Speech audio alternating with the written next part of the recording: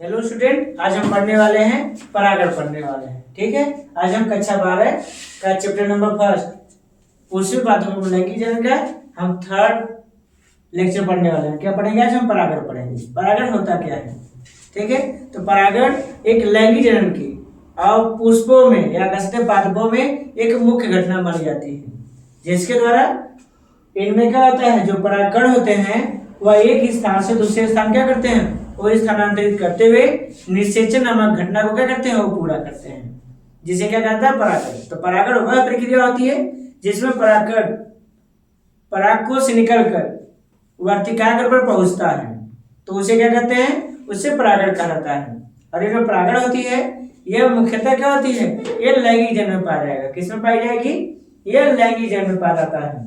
ठीक है, और परागण के द्वारा ही निषेचन नामक प्रक्रिया क्या होगी, संपन्न होगी। परागण के द्वारा ही निषेचन नामक प्रक्रियाएं क्या होती हैं, संपन्न होती है। तो उसे क्या बोलते हैं, उसे परागण कहा जाता है। ठीक है, परागण के लिए क्या होता है, परागण के लिए माध्यम की आवश्यकता होती है, चाहे हमारे पास स्वपरागण चाहे परपरागण। देखा जाए तो कुछ ऐसे भी पुष्प होते हैं जो पूर्ण नहीं खिले होते हैं, मतलब कि कलिका अवस्था में होंगे और में क्या होते हैं, उनमें अंतः परागण हो जाता है, मतलब कि पुष्प नहीं खिलता है तो उसी के अंदर परागण हो जाते हैं। लेकिन कुछ जो पुष्प खिल जाते हैं, जो पुष्प खिल गया तो उसमें माध्यम की आवश्यकता होगी, जैसे हवा हो सकता है, कीड़े मकोड़े हो सकते हैं, जंतु हो सकता है, चमगादड़ हो सकते हैं, पक्षी हो सकता है, ठीक है, घोंघा हो सकता है, घोंघी हो सकते हैं, मानव हो सकता है। इन चीजों का कारण क्या हो सकता है, परागण हो सकते हैं। ठीक है, तो परागण क्या है तो होता है, तो परागण का विशेषता क्या है, किसी फूल के परागकोश से परागकणों के उसी या दूसरे फूल के वर्तिकाग्र पर स्थानांतरित होने की प्रक्रिया को परागण कहते हैं। या अपनी भाषा में कहा जाए तो परागण वह प्रक्रिया होती है जिसमें परागकण परागकोश से निकलकर वर्तिकाग्र पर पहुंचता है। ठीक है, क्या होगा, वर्तिकाग्र पर पहुंचते हैं।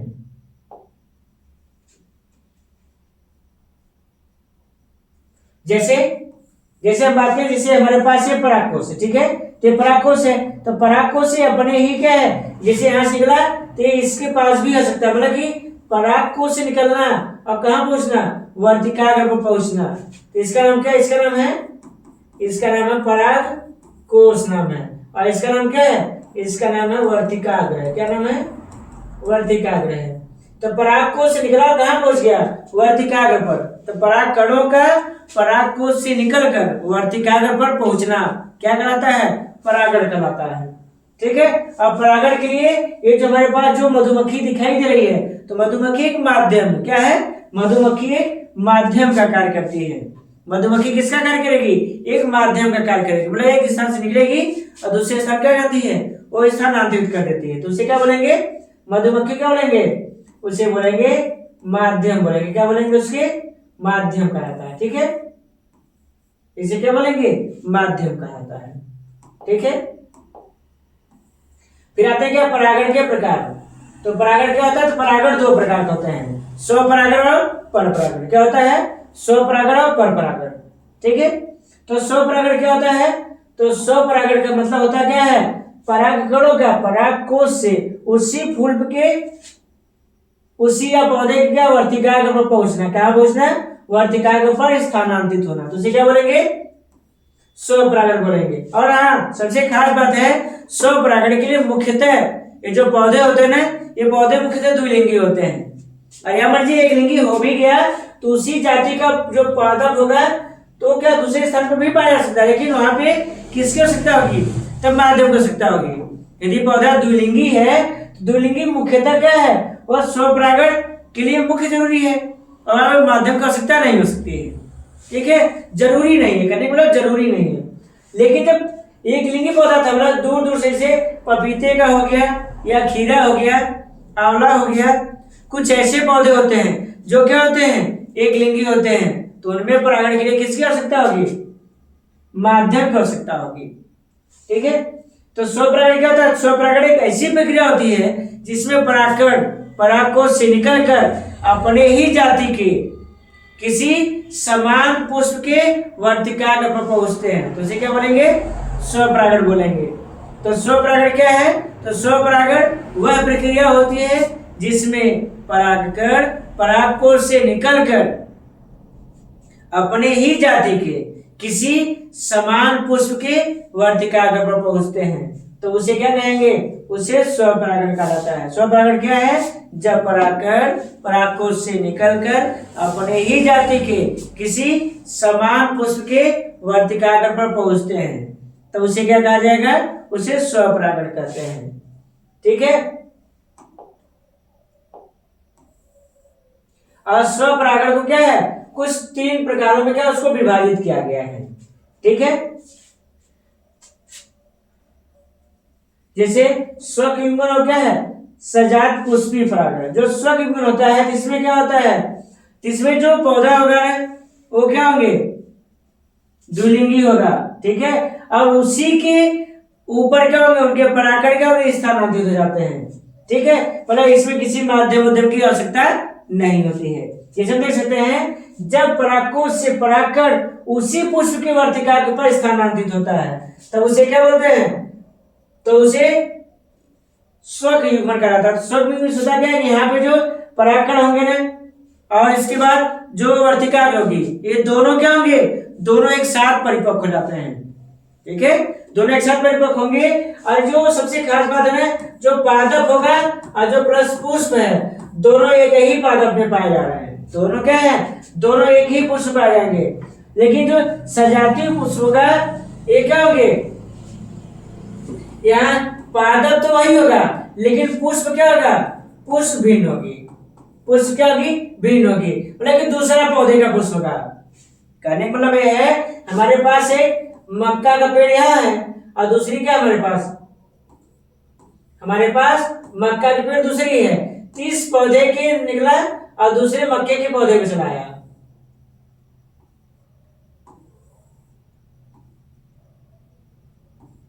ठीक है। इस मक्के से निकला इस पे चलाया। मतलब क्यों स्थानांतरित हुआ? एक पेड़ यहाँ पे था दूसरा पेड़ यहाँ पे था तो दोनों पेड़ अलग अलग जगह पे थे या दोनों पौधे अलग अलग जगह थे तो उसे क्या बोलेंगे? उसे सजात पुष्पी परागण कहा जाएगा। और स्वयुग्मन मतलब कि पादप पे ही पुष्प लगा हुआ था। एक ही पौधा था उसी पर पुष्प लगा हुआ था तो उसे क्या बोलेंगे? स्वयुग्मन कहा जाएगा। और सजात पुष्पी परागण मतलब जहाँ पे पौधे क्या थे? पौधे भिन्न भिन्न स्थान पर थे। ठीक है। अलग अलग पौधे पे क्या लगा हुआ था? पुष्प लगा हुआ था। जैसे हम किसकी बात कर रहे हैं? हम मक्के की बात कर रहे हैं। ठीक है। चलिए हम आते हैं स्वपरागण से लाभ एवं हानि। सबसे खास बात है स्वपरागण से लाभ यह होता है यहाँ पे माध्यम की आवश्यकता नहीं होती है। स्वपरागण के लिए माध्यम की आवश्यकता नहीं होगी। पहली कंडीशन। सेकंड कंडीशन ये होता है इनमें आसानी से परागण हो जाता है। आसानी से परागण इसलिए हो जाता है क्योंकि पौधा द्विलिंगी है। जब पौधा द्विलिंगी होगा तो इन्हें माध्यम की आवश्यकता ही नहीं पड़ेगी और यहाँ पे हमेशा क्या प्राप्त होती हैं? शुद्ध जातियां प्राप्त होती हैं। क्या होगी? यहाँ पे हमेशा शुद्ध जातियां प्राप्त होती हैं। ठीक है। तो हमने क्या पढ़ा? हमने ये पढ़ा कि जो स्वपरागण होता है स्वपरागण से हमें फायदा ये है यहाँ पे माध्यम की आवश्यकता नहीं होती है। फिर दूसरी कंडीशन ये है कि जब माध्यम की आवश्यकता नहीं होगी तो श्योर सी बात है इनमें आसानी से परागण हो जाएगा। परागण के लिए क्या है? कम समय की आवश्यकता होगी। क्या होगी? परागण में क्या होता है? कम समय की आवश्यकता होती है। ठीक है। और जो जातियां कैसी प्राप्त होती है हमें हमेशा क्या है? शुद्ध जातियां प्राप्त होंगी। क्या होंगी? ये जाति हमेशा शुद्ध प्राप्त होती हैं। ठीक है। फिर इसके बाद हानि क्या है? हानि यहाँ पे होता है कि यहाँ पे हमेशा शुद्ध जाति प्राप्त होगी। जब जातियां शुद्ध प्राप्त होगी तो जो वातावरण हमारा है यह दिन प्रतिदिन क्या होता है? बदलता जा रहा है। तो उस हिसाब से पौधे में कोई बदलाव नहीं आ रही है। जो नए प्रकार के जो पौधे आ रहे हैं हमेशा शुद्ध जातियां प्राप्त होंगी। जब पौधे में बदलाव नहीं आएगा तो ये पौधे क्या धीरे धीरे ये विलुप्त होने लगेंगे। क्या होने लगेंगे? ये विलुप्ति के कगार पे पहुंचने लगते हैं। ठीक है। तो हमें जानना है कि जो शुद्ध जातियां होती हैं यदि इनमें वातावरण के हिसाब से यदि बदलाव नहीं हुआ तो यही जातियां आगे चल क्या होने लगती हैं?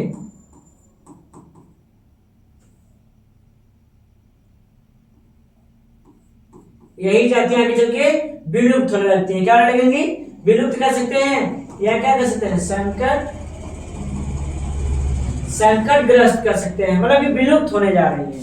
ठीक है। या तो समाप्त हो जाएंगे। ये जातियां क्या होती हैं? विलुप्त या समाप्ति के कगार पे पहुंचने लगती हैं। तो इसलिए क्या है, इनमें क्या होना जरूरी है, इनमें कुछ परिवर्तन लाने की आवश्यकता होती है। ठीक है,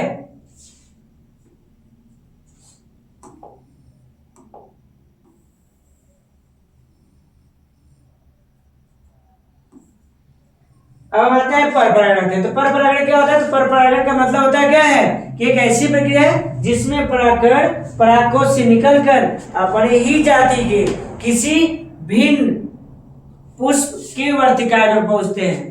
परपरागण क्या है, तो परपरागण एक ऐसी प्रक्रिया होती है जिसमें परागकण परागकोश से निकलकर अपने ही जाति के किसी भिन्न पुष्प के वर्तिकाग्र पर पहुंचते हैं। तो उसे क्या बोलेंगे, तो उसे बोलेंगे परपरागण बोलेंगे। ठीक है, तो परपरागण जैसे सपोज मानिए हमारे पास ये क्या था, हमारे पास मानना खाली है लाल गुड़हल है, लाल गुड़हल किसके साथ हो गया, सफेद गुड़हल के साथ हो गया। ठीक है, लाल गुड़हल का सफेद गुड़हल के साथ होगा, मतलब लाल गुड़हल का सफेद गुड़हल के साथ हो गया, तो उसे क्या बोलेंगे, परपरागण बोलेंगे।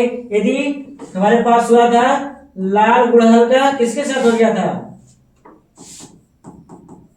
लाल गुड़हल के ही साथ हुआ, तो उसे क्या बोलेंगे, उसे बोलेंगे हम स्वपरागण बोलेंगे। तो स्वपरागण क्या है, जब लाल गुड़हल के साथ हुआ तो स्वपरागण कहा गया था। जब परपरागण मतलब जब लाल गुड़हल का सफेद गुड़हल के साथ उसका क्रॉस कराया गया, तो उसे क्या कहा जाएगा, उसे परपरागण कहलाता है। क्या बोलेंगे, उसे परपरागण के नाम से जाना जाएगा।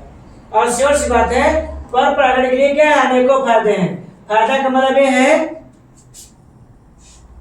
कि माध्यम का आवश्यकता होगी तो बात की बात है, माध्यम चाहिए उसको तो ठीक है, लेकिन सबसे विचित्र बात यह है कि इसमें हमेशा नई नई जातियां प्राप्त होती हैं, मतलब इसमें हमेशा संकर जाति प्राप्त होती है। संकर जाति प्राप्त हो गया तो श्योर सी बात है वातावरण के साथ अपने लक्षणों को बदलेंगे, और नए नए लक्षणों को जब बदलेंगे तो क्या होगा, इससे जैव विविधता में बढ़ावा मिलेगा, है ना, जैव विविधता बढ़ावा मिलेगा, इसका उद विकास में बढ़ावा मिलेगा, नई प्रकार की जातियां प्राप्त होंगी, प्रभावी होंगी, इनमें पैदावारी अधिक होगा, है ना, अनाज की संख्या अधिक होगी, किसान की आर्थिक स्थिति में सुधार होगा। तो सारे किसमें आएंगे, तो आएंगे किसमें, संकर जाति के अंतर्गत आएंगे। और किसके होंगे, परपरागण से लाभ होते हैं। और इसकी हानि है ना, हानि सबसे खास बात यह है यहाँ पे माध्यम की आवश्यकता होती है। जब इसके पास माध्यम जाएगा तब नहीं इसके पास परागण होगा। तो यही कहता है कि इसमें माध्यम की आवश्यकता होती है, जिससे कारण इसमें परागण होने के लिए क्या लगता है, एक लंबा समय लगता है। क्या लगेगी, एक लंबा समय लगता है, किसके लिए, परपरागण के लिए। परपरागण में लाभ यह है, यहाँ पे अशुद्ध जाति प्राप्त होने से इनकी पैदावारी क्या होती है, इनमें अधिक पैदावारी होती है। लेकिन विचित्र बात है, पैदावारी तो ठीक है, अपने जगह है, पैदावारी हुआ ठीक है, लेकिन हानि में आ जाएंगे तो हानि में होगा, इनमें शुद्ध जाति प्राप्त नहीं होगी। और ये जब माध्यम का आवश्यकता होता है तो माध्यम कभी कभी होता है कि एब्सेंट हो जाता है। जब माध्यम एब्सेंट हो जाएगी तो परागण हो नहीं पाएगा, जिससे पुष्प भी सूख जाएंगे और परागकण भी क्या हो जाते हैं, ये सूख जाते हैं। अब ऐसी स्थिति में यदि परागण न हुआ तो पुष्प सूखेगी, तो इसकी जाति क्या होने लगेगी, इसकी जाति समाप्त होने लगेगी ना। तो उस हिसाब से क्या होगा, यहाँ पे परिवर्तन देखने को मिलता है। ठीक है, फिर आते हैं क्या है, फूलों के प्रकार आते हैं। यदि हम जनन अंगों के हिसाब से देखा जाए तो फूल दो प्रकार के होते हैं, एक लिंगी पुष्प और द्विलिंगी पुष्प। एक लिंगी पुष्प मतलब जब पुष्प में केवल एक ही जनन अंग पाया जाए तो उसे क्या बोलेंगे, एक लिंगी पुष्प बोलेंगे। एक लिंगी पुष्प मतलब जब पुष्प में केवल एक ही जनन अंग पाया जाए, जब पुष्प में केवल एक जनन अंग पाया जाए तो उसे क्या बोलेंगे, एक लिंगी पुष्प कहा जाएगा। जब एक पुष्प में दोनों जनन अंग पाया जाए तो उसे क्या बोलेंगे, द्विलिंगी पुष्प बोलेंगे। क्या बोलेंगे, द्विलिंगी पुष्प। तो द्विलिंगी पुष्प मतलब जब एक ही पुष्प में दोनों जनन अंग पाया जाए, एक पुष्प में जब दोनों जनन अंग पाया जाए तो उसे क्या बोलेंगे, द्विलिंगी पुष्प बोलेंगे। और जब एक पुष्प केवल एक ही जनन अंग पाया जाए तो उसे क्या बोलेंगे, एक लिंगी पुष्प कहा जाता है। ठीक है, कंफर्म। चलिए एक बार फिर से रिवाइज लेते हैं। जनन अंगों के हिसाब से पुष्प दो प्रकार के होते हैं, एक लिंगी पुष्प और द्विलिंगी पुष्प। एक लिंगी पुष्प का मतलब होता है क्या है, एक ऐसे पौधे या पुष्प जिसमें केवल एक ही जनन अंग पाया गया है।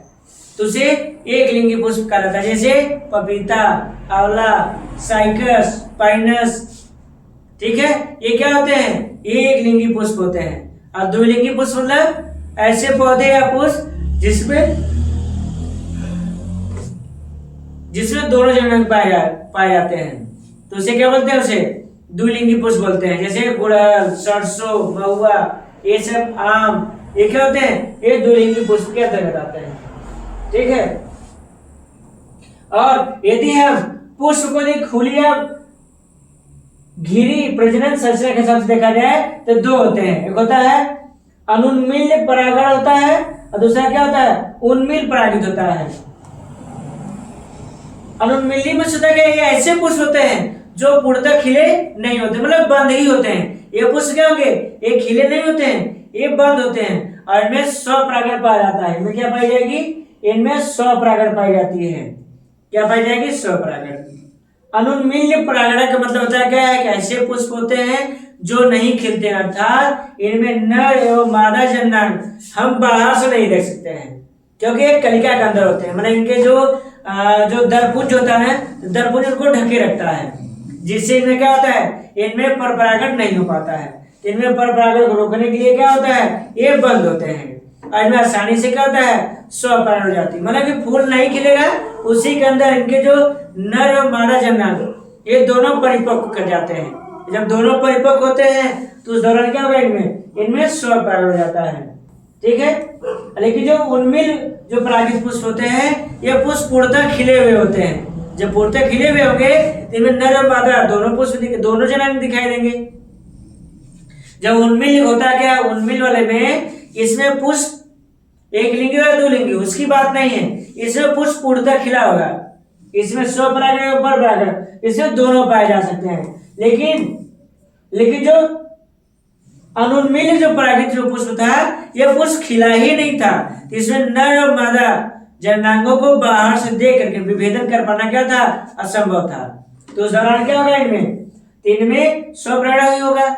लेकिन जो उन्मील होता है तो उन्मील में क्या होंगे, जो पुष्प होगा ये पूर्ण खिले हुए थे, आराम से तो पूरा हमको दिखाई दे रहा है। कोई भी कीड़ा मकोड़ा आया, इसमें स्वपरागण करा दिया या तो परपरागण करा दिया, ठीक है। अब आते हैं परागण के कारक आते हैं। कारक का मतलब होता है माध्यम, कारक मतलब माध्यम होता है। तो माध्यम मतलब जो परागण में क्या होते हैं, सहायक होते हैं। माध्यम मतलब यही होता है ना, जो सहायक होते हैं, मतलब उनको स्थानांतरण में सहायक होते हैं। तो पहला आते हैं क्या है, माध्यम दो प्रकार के होते हैं, अजैविक घटक और जैविक घटक। अजैविक मतलब ऐसे वातावरणीय घटक जो क्या होते हैं, प्राणहीन होते हैं। जैसे हम हवा की बात कर रहे हैं, हम जल की बात करें, हवा और जल की बात करें, तो ये क्या होते हैं, ये अजैविक घटक होते हैं। जैविक घटक मतलब जिसमें प्राण पाया जाता हो, ठीक है, या जिसमें जैव प्रक्रम पाया जाता है, मतलब कि जिसमें जैव प्रक्रम पाया जाता है जो अपने को दर्शाते हैं कि हम जिंदे हैं। वातावरण की वे वस्तुएं जिसमें स्वयं पाचन, स्वयं गमन, स्वयं जनन, ठीक है, स्वयं उत्सर्जन, ठीक है, स्वयं परिसंचरण, स्वयं स्थानांतरण जिसमें पाया जाता हो, तो उसे क्या बोलते हैं, उसे जैविक घटक बोलेंगे। अजैविक मतलब मृत और जैविक मतलब जीवित की बात नहीं है। तो जैविक में जिससे होता है, जिससे वायु परागित हो गया, क्या हो गया, वायु परागित हो गया। तो वायु परागित से क्या, ऐसा परागण जो वायु के माध्यम से संपन्न होता हो, ऐसा परागण जो वायु के माध्यम से संपन्न हो, तो उसे क्या बोलेंगे, वायु परागित कहा जाएगा। वायु के माध्यम से संपन्न होगा तो वायु परागित होगा, ठीक है। जैसे हम यहाँ पे मक्के की बात कर रहे हैं, ठीक है, तो आपको दिखाई दे रहा होगा कि जो मक्का होती है, तो मक्का मुख्यतः किसके माध्यम से संपन्न होता है, ये वायु परागित होंगे। क्या होंगे, ये वायु परागित होते हैं, ठीक है। फिर आते हैं जल परागित आते हैं। तो जल का मतलब होता है कि ऐसा परागण जिसमें परागण क्या होता है, जल के माध्यम से संपन्न होता है। ऐसा परागण जो जल के माध्यम से संपन्न होगा तो उसे जल परागित। और वायु मतलब जहाँ पे वायु से परागण हो, जहाँ पे वायु से परागण होगा तो उसे क्या बोलेंगे, वायु परागित। जहाँ पे जल के माध्यम से होगा उसे जल परागित के नाम से जाना जाएगा, ठीक है।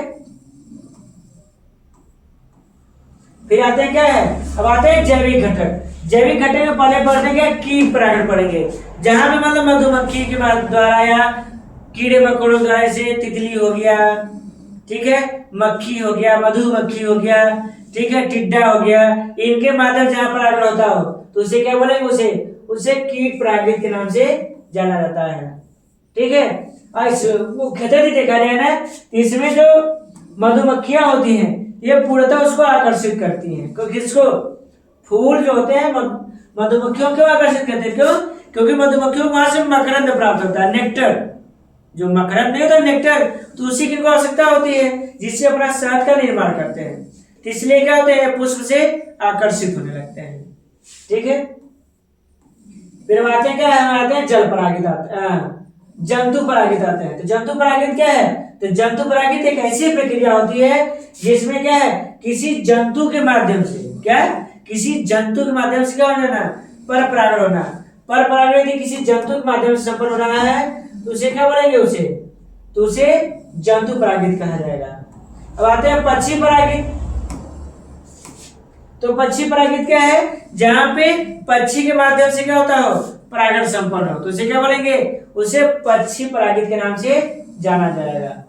ठीक है, यदि पक्षी के माध्यम से हो तो पक्षी परागित, ठीक है, और जंतुओं के माध्यम से हो तो जंतु परागित, वायु के माध्यम से हो तो वायु परागित, जल के माध्यम से हो तो जल परागित। फिर इसके बाद चिरप्टेरोफिली में क्या है, जहां पे चमगादड़ के माध्यम से क्या है, परागण संपन्न होता हो। क्या होता हो, जहां पे चमगादड़ के माध्यम से परागण संपन्न होता हो तो उसे क्या बोलेंगे, उसे चमगादड़ परागित के नाम से जाना जाता है।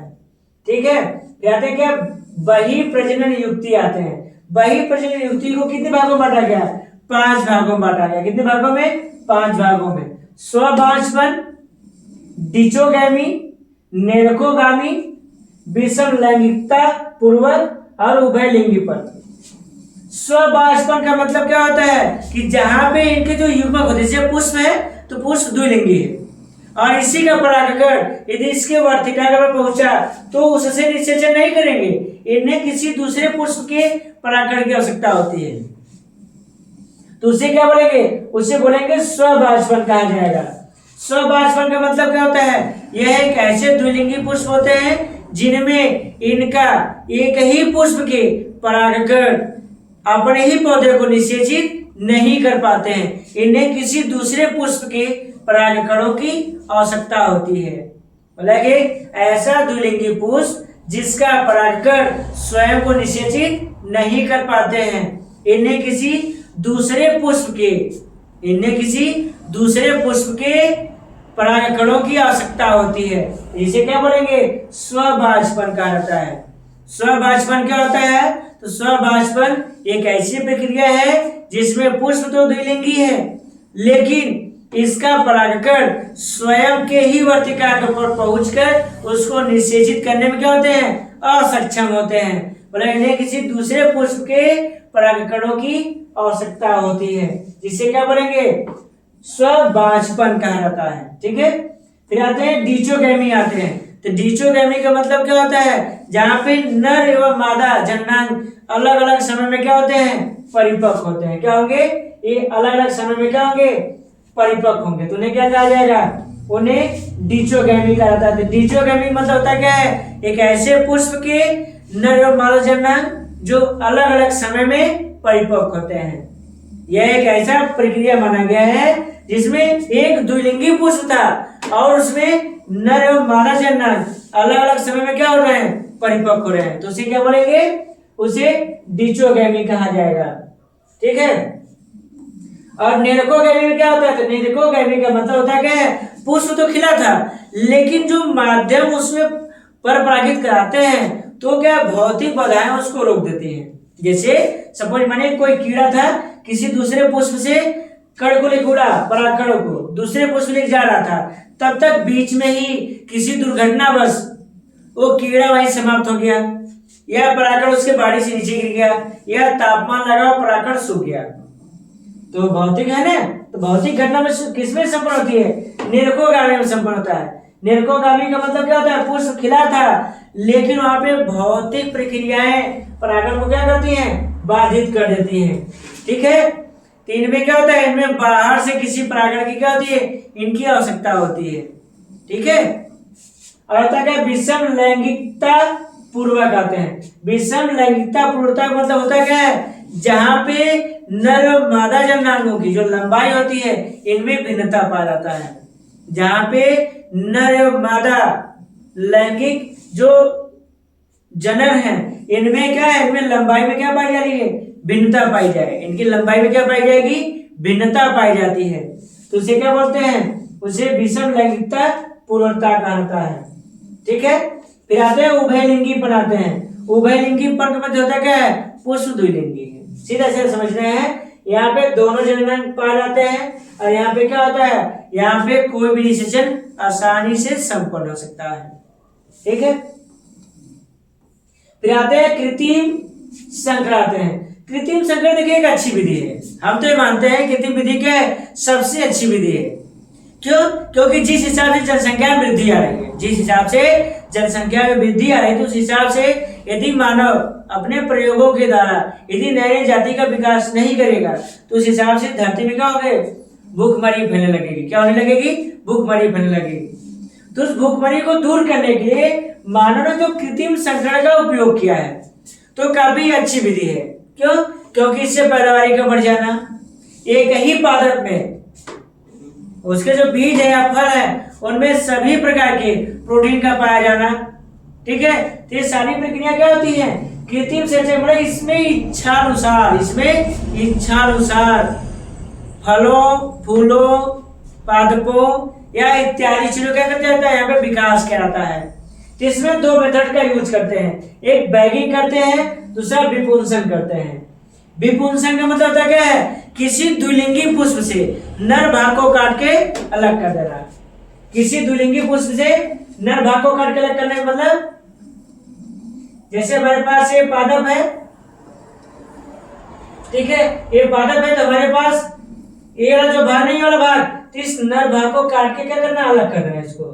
ठीक है, नर भाग को हमने काट दिया, नर भाग को काट के अलग करना। किसी द्विलिंगी पुष्प से नर भाग को काट के अलग करना, तो उसे क्या कहते हैं, उसे विपुंसन कहते हैं। इसका नाम क्या है, इसे बोलते हैं, इसे बोलते हैं विपुंसन बोलते हैं। क्या बोलेंगे इसे, इसे विपुंसन कहा जाएगा। किसे विपुंसन बोलेंगे, जब किसी द्विलिंगी पुष्प से नर भाग को काट के अलग कर देना, नर भाग को काट के अलग करना, उसे विपुंसन कहा जाता है। ठीक है, तो विपुंसन क्या है, कोई द्विलिंगी पुष्प है, क्या है, द्विलिंगी पुष्प है, वहां से नर भाग को काट के अलग करना, तो उसे क्या बोलते हैं, उसे विपुंसन कहा जाता है। अब बैगिंग का मतलब क्या होता है, किसी पुष्प को पन्नी से ढक देना, जिसमें क्या है, मनमानी परागण न होने पाए। तो मनमानी परागण से बचने के लिए क्या करते हैं, मनमानी परागण से बचने के लिए उसमें क्या करते हैं, थैलियों का उपयोग कर देते हैं। किसका उपयोग करेंगे, थैली का उपयोग करते हैं, जिससे उसको बांधा जा सके। ठीक है, और जब बांध देंगे तो उस हिसाब से क्या होगा, इनमें किसी दूसरे पुष्प का परागण नहीं हो पाएगा, तो उससे आसानी से क्या हो सकते हैं, हमें उससे आसानी से बच सकते हैं। ठीक है, क्या हो सकते हैं, बच सकते हैं। तो विपुंसन क्या है, तो विपुंसन एक ऐसी प्रक्रिया होती है जिसमें द्विलिंगी पुष्प से नर भाग को काट के अलग कर देते हैं। किसी द्विलिंगी पुष्प से नर भाग को काट के अलग करना विपुंसन कहलाता है। और इच्छानुसार फल या बीज का निर्माण करने के लिए किसी फल या पुष्प के ऊपर हम जो थैली बांध का उपयोग करते हैं, तो उसे क्या बोलते हैं, उसे बैगिंग कहा जाता है। ठीक है, क्या बोलेंगे, उसे बैगिंग कहा जाता है। ठीक है,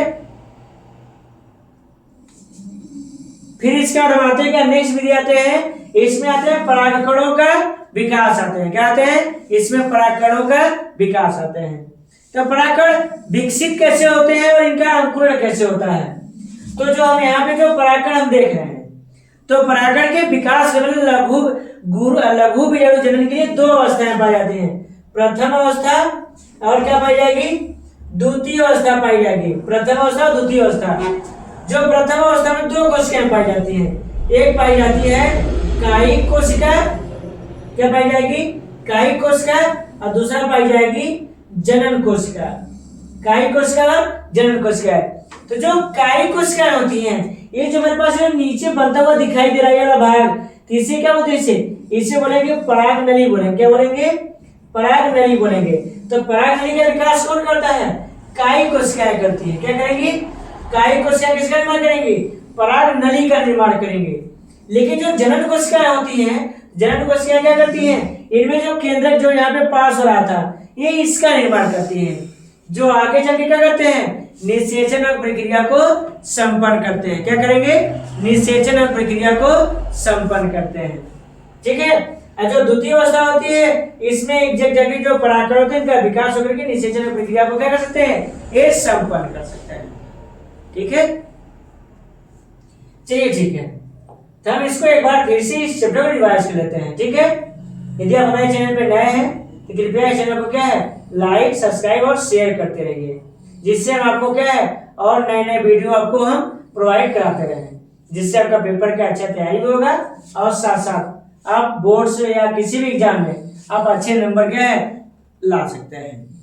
ठीक है, तो आते हैं परागण। आते हैं, हमने भी पढ़ा अभी पीछे, परागण एक ऐसी प्रक्रिया होती है जिसमें परागकण परागकोश से निकलकर, जिसमें परागकण परागकोश से निकलकर अपने ही जाति के किसी समान पुष्प के वर्तिकाग्र पर पहुंचता है या भिन्न पुष्प के वर्तिका पहुंचता है, तो उसे परागण बोलते हैं। इन्हीं घटनाओं के हिसाब से परागण को दो भागों में बांटा गया, स्वपरागण और परपरागण। स्वपरागण का मतलब क्या था? स्व का मतलब कि जहां पे परागकण परागकोश से निकलकर अपने ही जाति के किसी समान पुष्प के वर्तिकाग्र पर पहुंचता है, तब उसे क्या बोलेंगे? स्वपरागण बोलेंगे। जैसे लाल गुड़हल का लाल गुड़हल के साथ संयुग्मन होना, लाल गुड़हल का लाल गुड़हल के साथ संयुग्मन होना स्वपरागण कहलाता है। ठीक है, और परपरागण क्या होता है? तो परपरागण मतलब जब लाल गुड़हल का सफेद गुड़हल के साथ हो, लाल गुड़हल का सफेद गुड़हल के साथ हो, तो उसे क्या बोलेंगे? परपरागण बोलेंगे। कि बोलेंगे एक ऐसी प्रक्रिया होती है जिसमें परागकण परागकोश से निकलकर अपने ही जाति के किसी भिन्न पुष्प के वर्तिकाग्र पर पहुंचते हैं। ठीक है, उसे क्या बोलेंगे? उसे बोलेंगे परपरागण। लेकिन स्वपरागण से फायदा यह है, इसमें हमेशा शुद्ध जाति प्राप्त होगी, इसमें माध्यम की आवश्यकता नहीं होता है। ठीक है, लेकिन जो परपरागण से फायदा है, उसमें संकर जातियां प्राप्त होंगी और वातावरण के लिए क्या होगी? वो प्रभावी होती हैं। उनमें अनाज की संख्या अधिक होगी, पैदावार भी अधिक होगा और समाज में बढ़ रही क्या है? भुखमरी की समस्या को दूर करने के लिए उनका उपयोग किया जा सकता है। फिर स्वपरागण को दो भागों में बांटा गया, स्वयुग्मन और सजातीय पुष्पिका गया। स्वयुग्मन मतलब होता क्या है? जहाँ पे पौधा क्या था? द्विलिंगी था। क्या था पौधा? द्विलिंगी था, और उसी में क्या हो गया? स्वपरागण हो गया। ठीक है, मतलब पुष्प खिला नहीं, उसी के अंदर क्या हो गया? परागण हो गया। ठीक है, मतलब पुष्प खिला नहीं, उसी के अंदर क्या हो गया? परागण हो गया, तो इसे क्या बोलेंगे? स्वयुग्मन कहा जाएगा। और सजातीय पुष्प का मतलब होता क्या है? जहाँ पे पौधा एक ही था, मतलब कि कुछ दूरी पर था, अलग अलग पौधे थे, अपने जो दोनों सेम जाति थी और पुष्प भी सेम था, और उसमें हो गया उसका। लेकिन हाँ, इसमें भी क्या होगा? इसमें स्वपरागण होगा। ठीक है, अब परपरागण क्या होता है? तो परपरागण एक ऐसी प्रक्रिया होती है जिसमें परागकण परागकोश से निकलकर अपने ही जाति के वर्तिकाग्र में पहुंचेगा। अपने ही जाति के किसी वर्तिकाग्र में पहुंच गया तो किसी दूसरे भिन्न पुष्प के वर्तिकाग्र में पहुंचेगा, तो उसे क्या बोलेंगे? उसे बोलेंगे हम लोग परपरागण बोलेंगे। क्या बोलेंगे? परपरागण कहा जाएगा। तो परपरागण क्या है? जब परागकण परागकोश से निकलकर अपने ही जाति के किसी भिन्न पुष्प के वर्तिकाग्र पहुंचेगा। मतलब कि जब परागकण परागकोश से निकलकर अपने ही जाति के किसी भिन्न पुष्प के वर्तिकाग्र पर पहुंचता है, तब उसे क्या बोलेंगे? उसे परपरागण कहा जाता है। ठीक है, अब पढ़े आते हैं फूल के प्रकार। तो जो फूल होता है ना, यदि हम जनन अंगों के हिसाब से बात करें, जनन अंगों के हिसाब से, तो पुष्प दो प्रकार के होते हैं। जनन अंगों के हिसाब से पुष्प दो प्रकार के होते हैं। कौन कौन सा? एक लिंगी पुष्प और द्विलिंगी पुष्प। जनन अंगों के हिसाब से पुष्प दो प्रकार के होंगे। जनन अंगों के हिसाब से कितने प्रकार के होंगे? दो प्रकार के, एक लिंगी पुष्प और द्विलिंगी पुष्प। एक लिंगी पुष्प मतलब जब एक पुष्प में केवल एक ही जनन अंग पाया जाए, जब एक पुष्प में केवल एक ही जनन अंग पाया जाए, तो उसे क्या बोलेंगे? एक लिंगी पुष्प कहा जाएगा। ठीक है, जैसे पपीता, ठीक है, खीरा, आंवला, साइकस, पाइनस, ये क्या होते हैं? ये एक लिंगी पुष्प होते हैं। ठीक है, लेकिन एक ऐसा पुष्प जिसमें केवल एक ही जननांग पाया जाए, या तो नर पाया जाए या तो मादा पाया जाए, मतलब कि नर और मादा ये अलग अलग पुष्प में पाया जाए तो उसे क्या बोलेंगे, उसे एक लिंगी पुष्प कहा जाएगा। क्या बोलेंगे, एक लिंगी पुष्प कहा जाएगा। और द्विलिंगी पुष्प मतलब जब एक ही पुष्प पर दोनों जननांग पाया जाए, जब एक ही पुष्प पर दोनों जननांग पाया जाए तो उसे क्या बोलेंगे, द्विलिंगी पुष्प कहा जाएगा।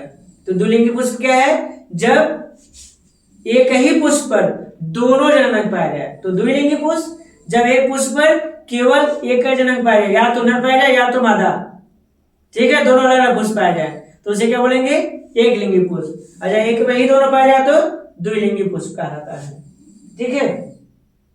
लेकिन पुष्प को घिरने के हिसाब से, मतलब घिरी हुई संरचना के हिसाब से दो भागों में बांटा गया, अनुन्मूली परागित और क्या है, उन्मूल परागित। अनुन्मूल परागित पुष्प होता है जब पुष्प खिले न, पुष्प क्या हो, बंद ही हो, खिले न मतलब बंद ही होगा, अब बंद होगा तो उसी में जो परागकण निकला और कहां पहुंच गया, वर्तिका पहुंच गया, अपरागित कर गया। मतलब कि एक ऐसे पुष्प की बात हो रही है जो पुष्प बंद है और उसके नर जननांग एवं मादा जननांग दोनों परिपक्व हुए हैं और दोनों स्व परागण के द्वारा निषेचित कर गए, ठीक है। तो उसे क्या बोलेंगे, उसे अनुन्मूल परागित पुष्प कहा जाता है, ठीक है। और इसके बाद उन्मील परागित पुष्प मतलब होता क्या है, जहां पे पुष्प के जो नर जनांग और मादा जनांग थे वो पूर्ण खिले हुए थे, मतलब स्पष्ट दिखाई दे रहे थे।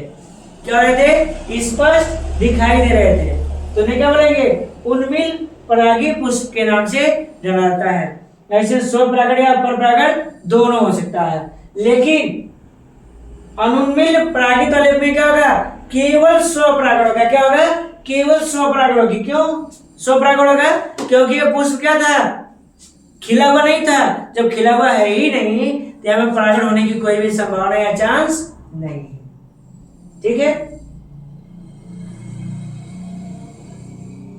फिर आते हैं क्या है, परागण के कारक आते हैं। तो परागण के कारक कितने होते हैं, परागण के दो कारक होते हैं, एक होता है अजैविक घटक, दूसरा होता है जैविक घटक। अजैविक मतलब कि जो मृत, जो जीवित नहीं होते हैं, अजैविक मतलब जो जीवित होते हैं, जैविक मतलब जीवित घटक, अजैविक मतलब मृत घटक, जैविक मतलब जीवित घटक, अजैविक मतलब मृत घटक। अजैविक मतलब होता क्या है, जैसे वायु हो गया और जल हो गया, ठीक है, वायु और जल हो गया। तो वायु परागित किसमें होता है, मक्के ओके में होती है। तो मतलब जहां पे वायु के द्वारा परागण संपन्न हो, जहां पे वायु के माध्यम से परागण संपन्न हो तो उसे क्या बोलेंगे, उसे वायु परागण कहा जाएगा। जहां पे वायु मतलब हवा के माध्यम से परागण संपन्न हो, जहां पे वायु या हवा के माध्यम से परागण संपन्न हो तो उसे क्या बोलेंगे, उसे बोलेंगे वायु परागित बोलेंगे।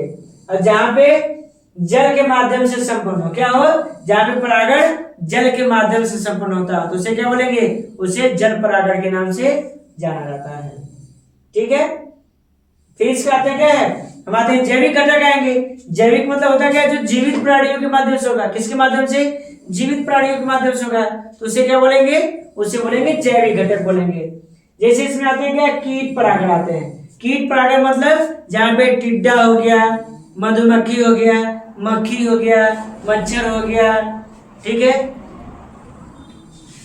छिपकली मिस्टेक, या फिर तितली हो गया, इनके माध्यम से जहां परागण होगा तो उसे क्या बोलेंगे, उसे कीट परागित बोलेंगे, ठीक है। और जो जंतु परागित होता है, जंतु मतलब जहां पे जंतुओं के माध्यम से परागण होगा, जहां पे जंतुओं के माध्यम से परागण होगा तो उसे क्या बोलेंगे, जंतु परागित कहा जाएगा, ठीक है। अब आते हैं पक्षी परागण आते हैं, तो जहां पे पक्षियों के माध्यम से परागण हो, किसके माध्यम से, पक्षियों के माध्यम से परागण हो तो उसे क्या बोलेंगे, उसे पक्षी परागित कहा जाएगा। और जहां पे चमगादड़ के माध्यम से संपन्न होगा तो चमगादड़ परागण कहा जाएगा। अब आते हैं क्या, बही प्रजनन युक्तियां आते हैं। बही प्रजनन युक्तियां मतलब होता है क्या, इसी को 5 भागों में बांटा गया, स्वभाजपन, डिचोगेमी, नेकोगामी, विषम लैंगिक पूर्वकता और उभयलिंगीपन।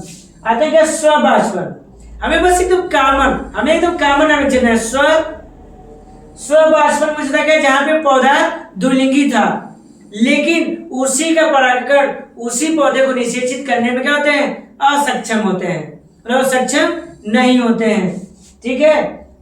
तो स्वभाजपन क्या है, जब एक ही पुष्प का परागकण अपने ही पुष्प को निषेचित करने में क्या होते हैं, सक्षम नहीं होते हैं। इन्हें क्या होता है, इन्हें पर परागण की आवश्यकता होगी। स्ववाष्पन में क्या होगा, इनमें पर परागण की आवश्यकता होता है, मतलब इन्हीं के परागकण इनको परागित करने में क्या होते हैं, सक्षम नहीं होते हैं। आते हैं डिचोगेमी आते हैं। तो डिचोगेमी से क्या है, नर जनन एवं मादा जनन दोनों अलग अलग समय में क्या होंगे, परिपक्व होंगे। इसमें डिचोगेमी में क्या होगा, जब नर एवं मादा जनन अलग अलग समय में परिपक्व होते हैं तो उसे क्या बोलेंगे, उसे डिचोगेमी कहा जाएगा। डिचोगेमी मतलब जब नर एवं मादा जनन दोनों अलग अलग समय में परिपक्व होते हैं। आते क्या है, नेरकोगामी आते हैं। नेरकोगामी होता क्या है, जब स्वपरागण को कोई भौतिक बाधा क्या करे, उसको प्रभावित करे। जब परागण के लिए कोई भौतिक बाधा क्या करे, उसको प्रभावित करे तो उसे क्या बोलेंगे, उसको नेरकोगामी कहा जाता है। ठीक है। और नेरकोगामी में क्या है, हमें बाहर की किसी युक्ति की क्या होती है, आवश्यकता होती है। फिर इसका आते हैं विषम लैंगिक पूर्णता आते हैं। तो विषम वाले में क्या हो गया, यहाँ पे नर और मादा जननांगों की जो क्या होता है, जो आकार या वृद्धि हो सकता है। ठीक है, इनमें क्या होते हैं, इनमें अंतर होने लगते हैं।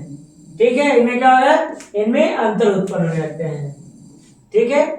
फिर आता है उभयलिंगी आते हैं। तो उभयलिंगी का मतलब क्या होता है कि यहाँ पे पौधा क्या है, द्विलिंगी। पौधा क्या है, द्विलिंगी है। फिर आता है कृत्रिम संकर आता है। कृत्रिम संकर सबसे अच्छी विधि, क्यों, क्योंकि धरती पे जो दिन प्रतिदिन जो संख्या में वृद्धि होता है, तो जनसंख्या में जब वृद्धि होगी तो किसी भी प्राणी का यदि जन्म हुआ तो उसकी पहली डिमांड होता है क्या, भोजन। कोई भी प्राणी पैदा हुआ तो घर मांगने किसी से नहीं जाएगा, ना करना झगड़ा करने जाएगा, तो उसे सबसे पहला काम उसको क्या होगा, उसको भोजन चाहिए। यदि किसी प्राणी को यदि इस पृथ्वी पर जिंदा रहना है तो उसे पहला उसकी जरूरत होता है भोजन। भोजन चाहिए तो जिंदा रहेगा, यदि भोजन नहीं मिला तो क्या होगे, यहाँ से विलुप्त हो जाएंगे, तो उनका मृत्यु निश्चित है। तो किसी प्राणी को जिंदा रहने के लिए उसे किसकी जरूरत होता है, उसे भोजन की जरूरत होता है। तो मानव ने क्या किया, मानव ने संकरण कराने के दो विधि लगाया। एक को कहा विपुंसन और दूसरे कहा बैगिंग। विपुंसन का मतलब क्या होता है कि किसी भी द्विलिंगी पुष्प से नर भाग को काट के अलग कर देना, मतलब पुंकेसर भाग को काट के अलग कर दिया जाता है। किसी द्विलिंगी पुष्प से नर भाग को काट के अलग कर देना विपुंसन कहलाता है। विपुंसन क्या है, विपुंसन एक ऐसी विधि होती है जिसमें नर भाग को काट के क्या कहता है, अलग कर दिया जाता है, विपुंसन कहलाता है। अब बैगिंग का मतलब क्या होता है, बैगिंग का मतलब क्या है, कोई पुष्प को बाहर से क्या है, पॉलीथीन से उसको ढक देना। ठीक है, उसको क्या करते हैं, उसको पॉलीथीन से ढक देते हैं, जिसमें क्या है, अनचाही परागण न होने पाए। अनचाही परागण से बचने के लिए, अनचाही परागण से बचने के लिए पुष्प को क्या करते हैं, पॉलीथीन से ढक देते हैं। ठीक है। फिर आता है क्या है, परागकणों का क्या होता है, अंकुरण होता है। जो परागकण का जो अंकुरण होता है, सबसे खास बात है कि जब परागकण जब कहाँ पहुंचता है, वर्तिकाग्र पहुंचेगा। कहाँ पहुंचेगा, जो वर्तिकाग्र पहुंचता है, इनमें क्या होते हैं, इनमें पराग नली बनने लगती है। किसमें, परागकण में क्या बनने लगेगी, पराग नलिका का विकास होने लगेगा। क्या होने लगेगा, पराग नलिका का विकास होने लगता है। अब सबसे खास बात है, पॉलन ग्रेन्स में दो सेल्स बनते हैं, प्राथमिक अवस्था और द्वितीयक अवस्था। प्राथमिक अवस्था जो होती है इसमें दो कोशिकाएं बनेंगी, जनन कोशिकाएं और कायिक कोशिकाएं। जो कायिक कोशिकाएं होंगी ये पराग नली का निर्माण करेंगी। जो नीचे की तरफ जा रही है ये पराग नली है। ठीक है, ये वाला भाग, ये जो भाग है पराग नली है। तो पराग नली का विकास कौन करेगा, जो बना हमारे पास, जो पराग नली बना है, तो पराग नली का निर्माण किसने किया है, तो पराग नली का निर्माण किसने किया है, कायिक कोशिकाओं ने किया। क्या है, कायिक कोशिकाओं ने किसका निर्माण किया, पराग नली का निर्माण किया है। और एक होता है जनन कोशिकाएं। क्या होती हैं, जनन कोशिकाएं होती हैं। तो जो जनन कोशिकाएं होती हैं तो क्या करेंगी, यहाँ पे केंद्रक का निर्माण करते हैं, जो आगे जाके क्या करते हैं, निषेचन प्रक्रिया को संपन्न करते हैं। क्या करेंगे, संपन्न करते हैं। ठीक है, ठीक है। तो आज